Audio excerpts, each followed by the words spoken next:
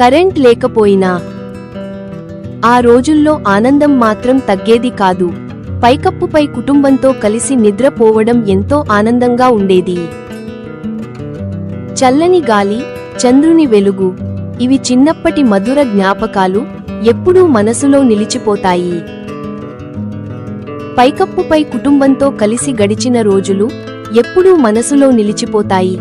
ఆ రోజుల్లో మనం అనుభవించిన ఆనందం ఇప్పటికీ మనలో నిలిచిపోయింది.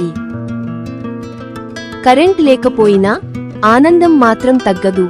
పైకప్పుపై కుటుంబంతో కలిసి గడిచిన రోజులు ఎప్పుడూ మనసులో నిలిచిపోతాయి.